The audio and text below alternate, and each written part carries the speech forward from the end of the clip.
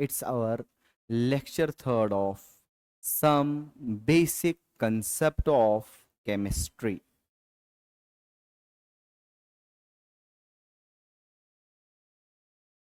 Some basic concept of chemistry.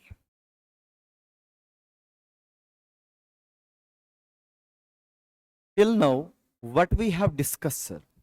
We have discussed about the atomic number.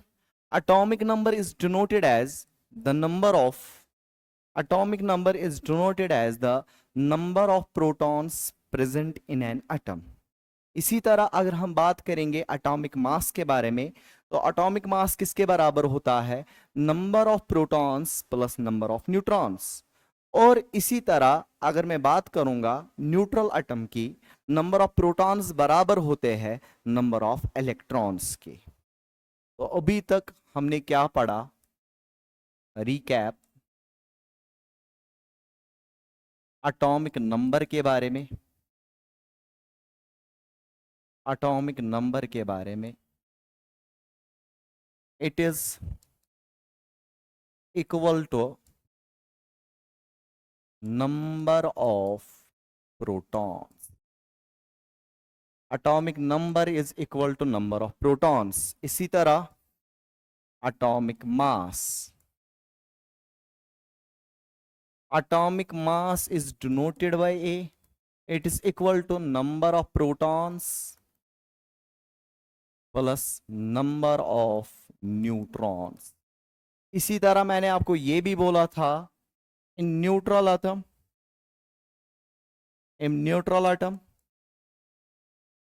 number of protons बराबर होते हैं number of electrons के। Neutral atom में number of protons बराबर होते हैं नंबर ऑफ इलेक्ट्रॉन्स के। Now today's topic of discussion is atomic mass. Now what is atomic mass? अगर बेटा आपको कोई बोलेगा एटॉमिक मास है क्या, तो आप ये बता देना एटॉमिक मास मतलब एक एटम का मास। एक एटम का मास इज एटॉमिक मास। अब एक एटम में होता क्या क्या है? एक एटम में इलेक्ट्रॉन होता है, प्रोटॉन होता है और न्यूट्रॉन होता है। तो इसका मतलब ये एक एटम में प्रोटॉन की वजह से, इलेक्ट्रॉन की वजह से और न्यूट्रॉन की वजह से मास है। It is the mass of one atom. एक एटम का mass is atomic mass. Atomic mass is due to presence of, इसकी वजह से presence of electron, proton and neutron.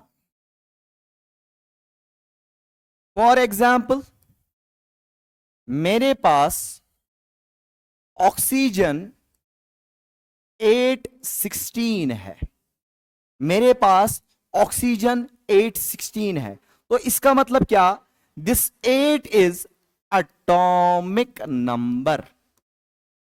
तो ये किसके बराबर होगा? एटॉमिक नंबर किसके बराबर होता है? नंबर ऑफ प्रोटॉन्स के बराबर।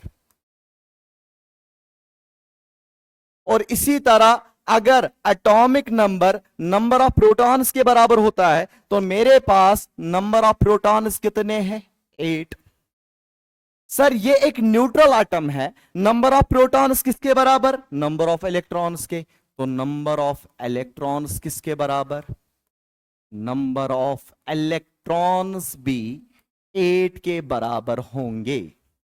अब सर यहां पर नंबर ऑफ न्यूट्रॉन्स किसके बराबर, मैंने आपको पढ़ाया ही है, number of neutrons is equal to atomic mass minus atomic number, that is 16 minus 18, sorry 16 minus 8, that will be 8।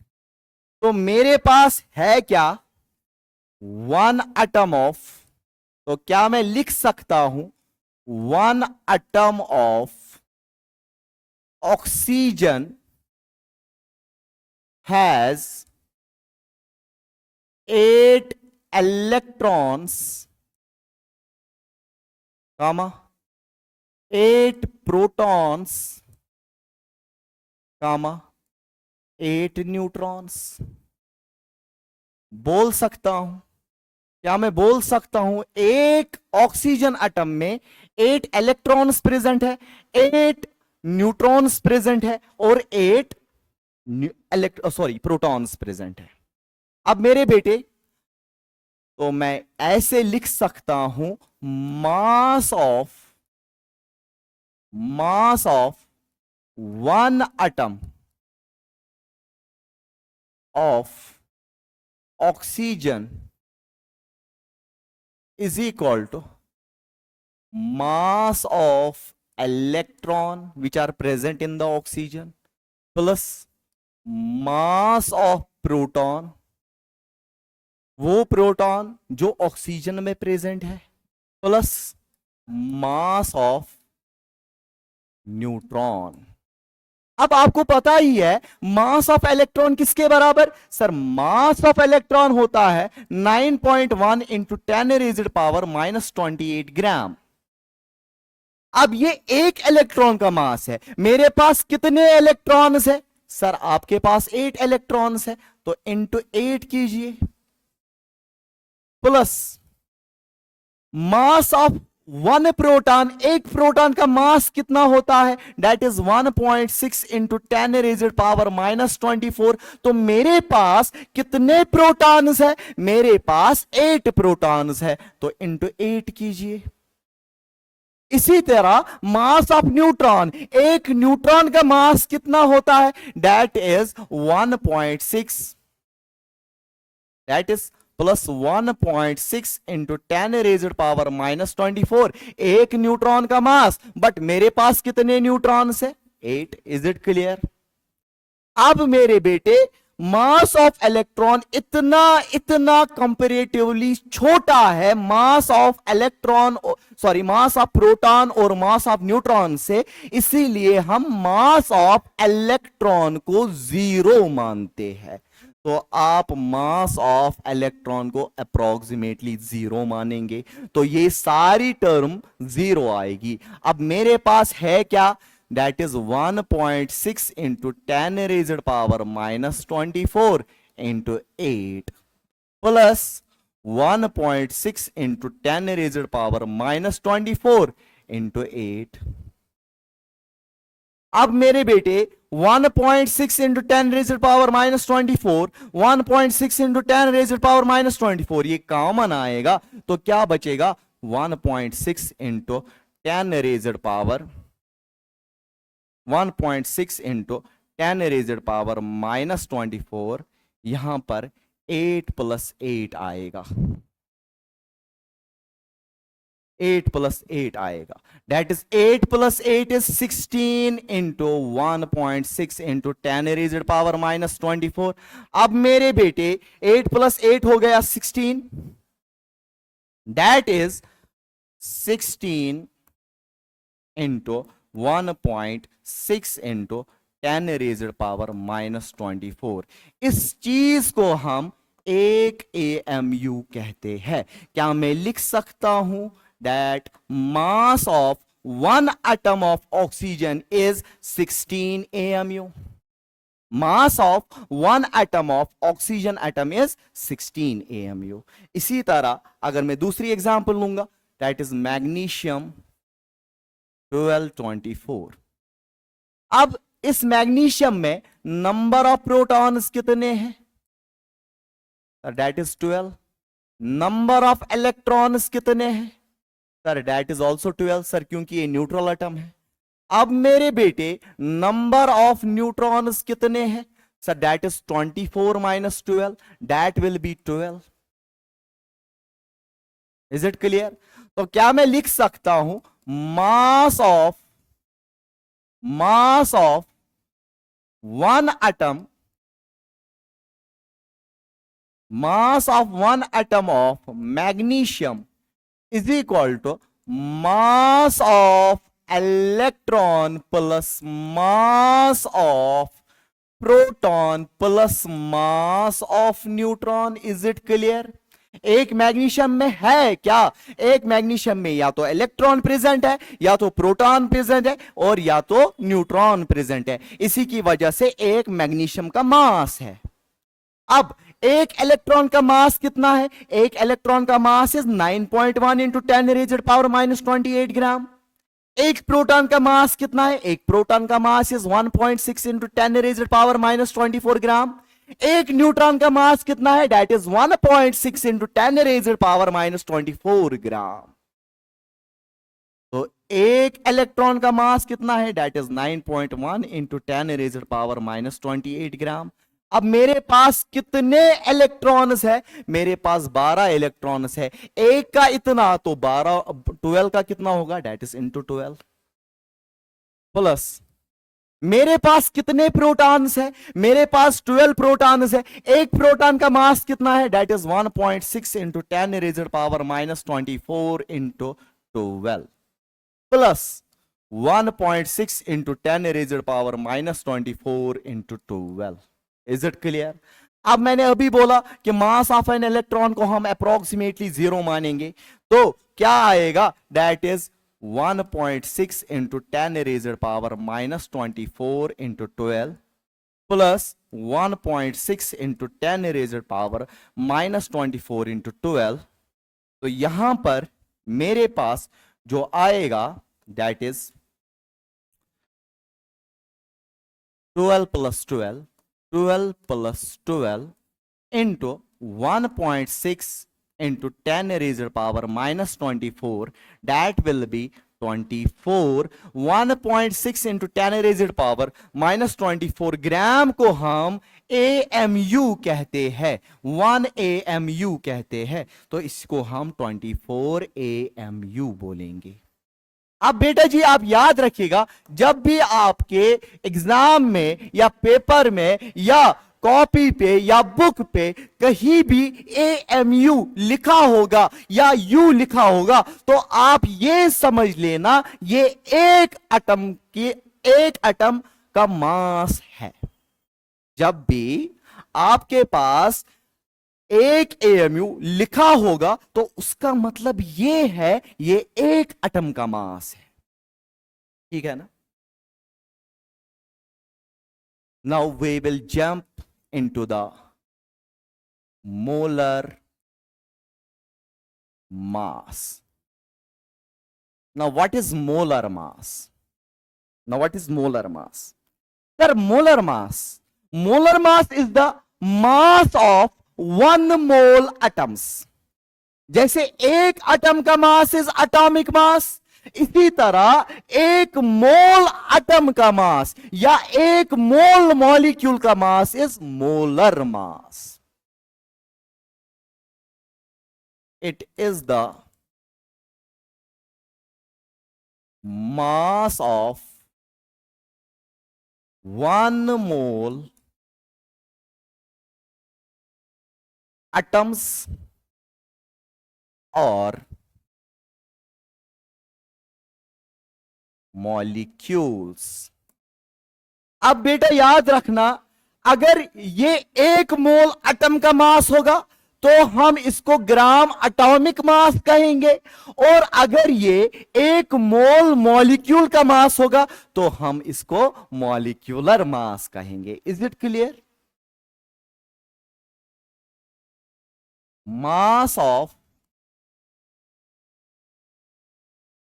1 mole atom is gram atomic मास। इसी तरह मास of 1 mole molecule is gram molecular mass। In general हम ग्राम atomic मास या gram molecular mass को molar mass कहते हैं। तो अभी तक मैंने आपको क्या पढ़ाया? Atomic mass and molar mass. Now what is atomic mass? Atomic mass is the mass of one atom. और इसी तरह मोलर मास क्या है? Molar mass is the mass of 1 mole atom.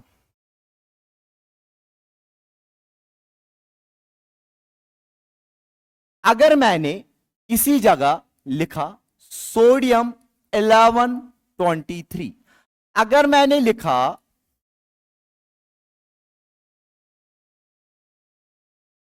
23 AMU, sir इसका मतलब क्या है? सर इसका मतलब यह है, अगर मैंने 23 AMU लिखा तो इसका मतलब एक एटम का मास। 23 AMU मीन्स एक एटम का मास। इसी तरह अगर मैं लिखूंगा मास of 1 mole atom of sodium, sir वो किसके बराबर आएगा? तो बेटा जी यहां पे आप होल्ड कीजिए, क्योंकि मैं आपको थोड़ा सा मोल के बारे में बताऊंगा। Now what is mole? In simple सरल सी भाषा में बोलूंगा, सरल सी लैंग्वेज में मैं आपको समझाऊंगा मोल के बारे में। देखो बुक्स में मोल की डिफिनीशंस भर भर के है, ठीक है ना बच्चा? ना मोल क्या है? First thing you have to remember, mole is the fundamental physical quantity. Now, what is mole? Mole is the fundamental physical quantity. Now, what are physical quantities? अब फिजिकल क्वांटिटीज वो क्वांटिटीज होती है जिनको हम major कर सकते हैं। क्या बोला मैंने?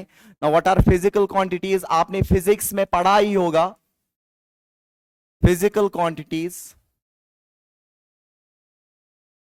Now what are physical quantities? Are those quantities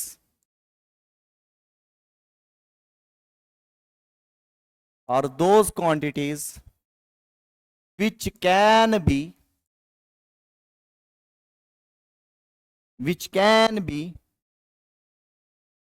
measured, जिनको हम मेजर कर सकते हैं उनको हम फिजिकल क्वांटिटी कहते हैं। फिजिकल क्वांटिटीज 2 टाइप्स की होती है। एक तो fundamental physical quantity,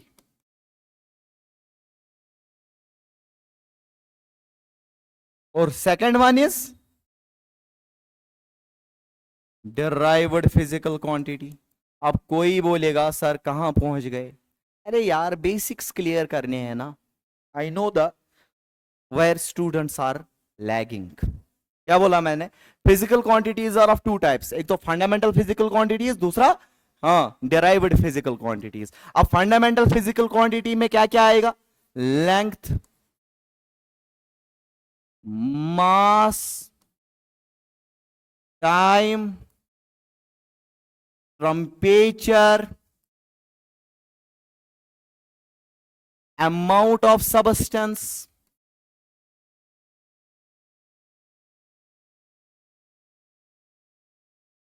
current, luminous intensity.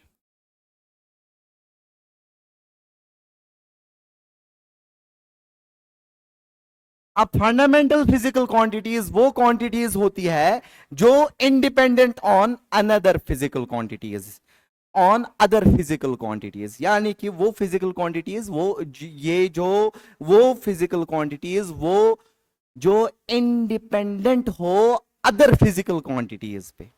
तो फंडामेंटल फिजिकल क्वांटिटीज 7 नंबर है सर। क्या क्या? Length, mass, time, temperature, amount of substance, current, luminous intensity. Derived physical quantity में क्या क्या आएगा? एरिया आएगा, वॉल्यूम आएगा, फोर्स आएगा, प्रेशर आएगा, एटसेट्रा। Is it clear? तो इसी तरह मैंने आपको बोला कि मोल क्या है? मोल एक फंडामेंटल फिजिकल क्वांटिटी है। अब मोल ये क्या है? इन सिंपल लैंग्वेज में मोल इट इज ए